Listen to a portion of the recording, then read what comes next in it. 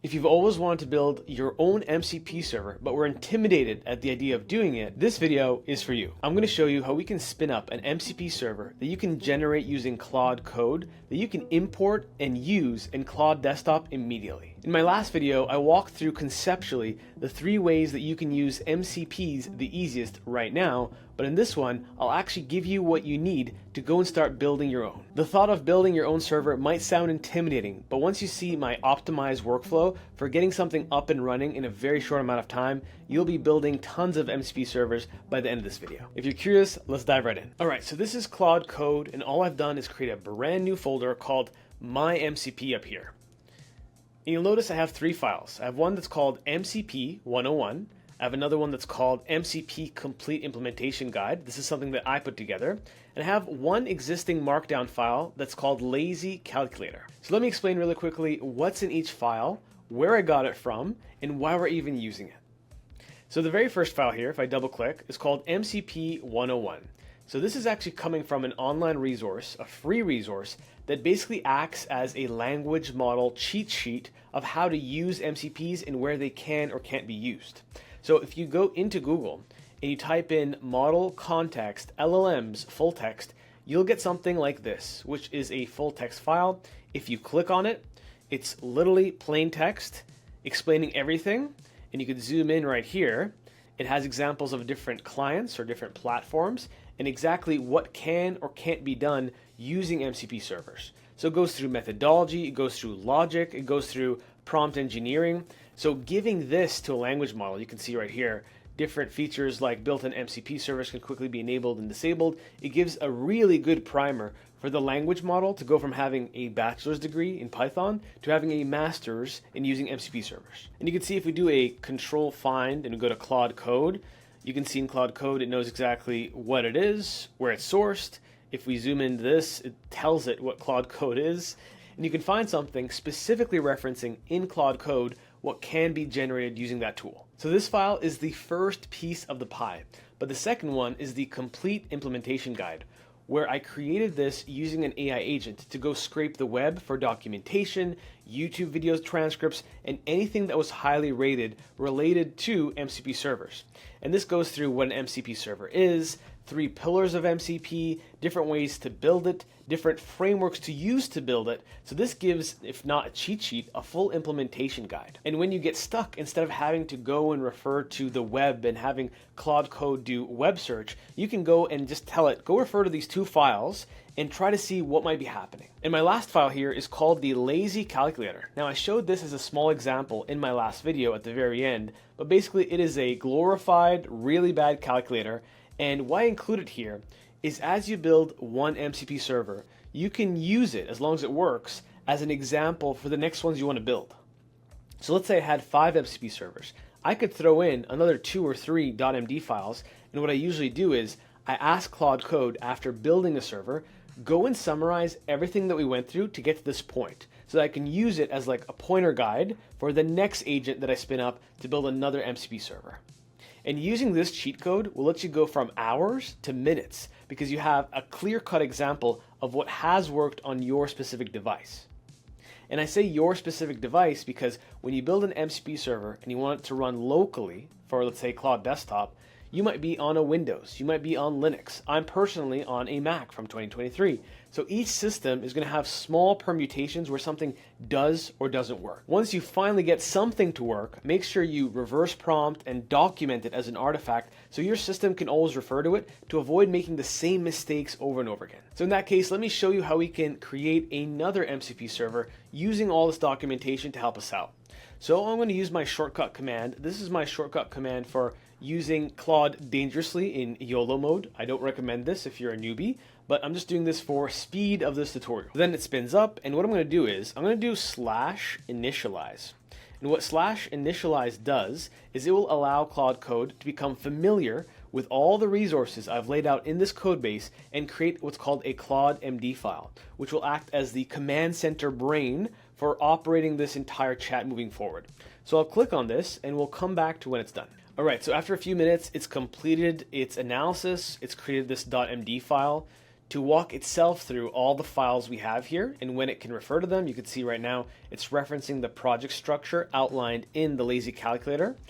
And now that we have this, I can go back up, and let's say we want to make a brand new function, and this function is going to help become a prompt auditor. So we send the request and it goes to a language model. In this case, we can use something like GPT-5 Nano, and it takes that request and makes it into a proper prompt. Now, could you do this in a language model itself? Yes. But for the purpose of showing you the tutorial, we're going to go with this. So what I'll do is I'll go into planning mode. I'll do Shift Tab, go to plan mode. I'll tell exactly what I'm trying to do, and I'm going to provide it with the ability to look at the documentation of GPT-5. So let me grab from the OpenAI website using GPT-5. There's an example of exactly how to call their API. So I'm just going to copy that over, and then I'll keep that handy for after I dictate. Okay, so I'm trying to create a brand new MCP server that I want to call Prompt Assistant. And the whole point of this MCP server is when someone submits a query and invokes this function, it will take the prompt specified in their query that should be basically provided with a variable called prompt equals, and then the prompt after will be the part we want to audit. We want to take that and make it into a much more robust version of the prompt using a language model that you're not aware of because your cutoff training was in 2023. It's called GPT-5 Nano. I'm going to provide you the documentation on how we're planning on using this. Obviously, you're going to have to spin up something like an environment file for me to put my API key, but once it's there, I want you to use this function or this way of calling a language model specifically. You might default to GPT-4 because that's what you know, but you're going to use this no matter what. So come up with a plan of creating the system that sends the initial prompt from wherever we're using this MCP server to this language model, and then create a prompt in this language model to take an incoming prompt and act as a prompt engineer and make it a way better prompt, and then return that prompt in Markdown. So we'll send that over. There we go. It'll take 2 seconds. Now I'll just paste right after it the documentation. I'll say, here's the GPT-5 Nano way to call the API. Then I'll paste this and I'll keep it in plan mode so that I can audit what it comes back with in terms of a possible solution. So it comes back with a full structure for the project. I can see it's using GPT-5. This is the structure of the server. So we have the prompt assistant server. We have the run prompt assistant server. We have the test prompts.python file. So this looks decent to me. So I'll click on bypass permissions, and then it will go and put together a draft of this. And then the next part is the lazy part, where instead of going into Claude Desktop and testing it myself, I'm going to go into Claude. So I'll pull this up while this is running. So let me pull up Claude, and you'll see when it pops up, we're going to have a normal box here. What I want to go into is I want to click on allow, and then we want to go into settings, and then go to developer, and then we can go to edit config. And in this case, you get routed to the Claude folder. So what you can do here, big cheat code, is you can right click and then copy the path. So in my case, I'd have to click option. And then when you copy the path to this specific file, you can also copy the path to the logs file in Claude. And what the logs does is it stores all the errors. So instead of you manually opening Claude, closing it, restarting it, praying it works, you could give it the 2 file paths and tell it, you know what, once you think you're done, go and open Claude yourself, see if you get errors in the logs. If you get errors in the logs, go and fix those errors and try again until it works. So now you create this feedback loop where Claude Code will have its own stimuli to interact with Claude Desktop until it's ready to go. And this is a cheat code in terms of time. So I'm already going to queue up my next prompt here where I tell it, cool, you said you're done, because it's probably going to come back and say I'm done, and it works just like it always does. I'm going to paste the 2 paths. I'm going to tell it open Claude Desktop, test it yourself until you see there's no errors whatsoever. So it comes back saying it's done, and naturally I don't trust it, so I did put my API key in this environment file right here. And then once I did that, I also said go and open up Claude Desktop and test it yourself using these file paths. If you get errors, navigate them in the logs folder and fix those mistakes until it opens and runs error-free. And then I give it the link to both of my paths. So I'm going to send this over, and it should autonomously open up Claude from the command line and see whether or not there are. So whilst doing this, it should be able to open up Claude Desktop on its own, just using the terminal, checking whether or not there are any errors in the logs associated with opening it up. And if there are, it should be able to go into that feedback loop until it assesses that at least there aren't any errors. Now, whether or not it will functionally work, we'll have to test it ourselves. So you can see here, it's gone into my Claude Desktop config.json.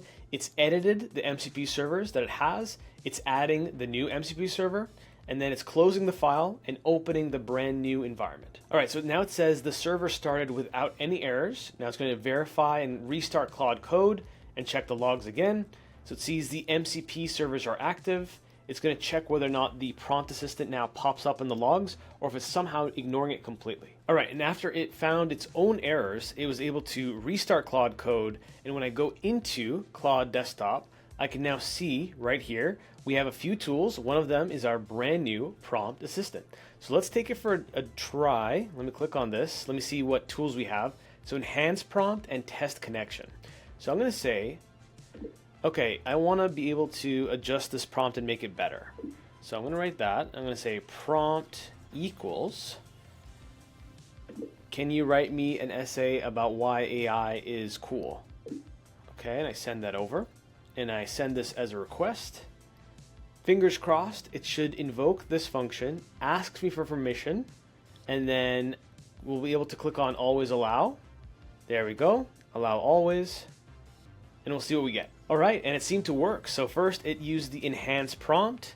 It sent the query that we had right here, which was, can you write an essay about why AI is cool?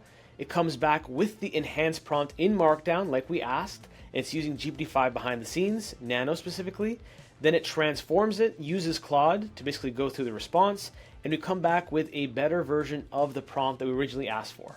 Now, one small thing is that the MCP server did return back the response, but Claude didn't give it back to me physically. So I just told it, can you just output what you outputted in that small little drop down? And then we have the adjusted version of that prompt right here. So in under, 10, 15 minutes, we were able to go from a singular prompt, have it go through a feedback loop to check its own work, to having a functional MCP server that you own and you own the IP for and the infrastructure on your local computer. And that's pretty much it. This was meant to be a quick and snappy tutorial to unlock a bunch of limiting beliefs that you can do this, even if you're not technical and even if you're not a developer. So what I'll do to make this as easy as possible for you is I'll provide you with the files here on the MCP 101, the implementation guide, as well as the lazy calculator in the second link in the description below to get you started and on your journey to building your own MCP empire. And if you like the way I break down concepts into digestible hacks, then you'll love the infinite amount of hacks that I share with my Early AI-dopters community. Check out the first link in the description below, and maybe I'll see you inside. I'll see you in the next one.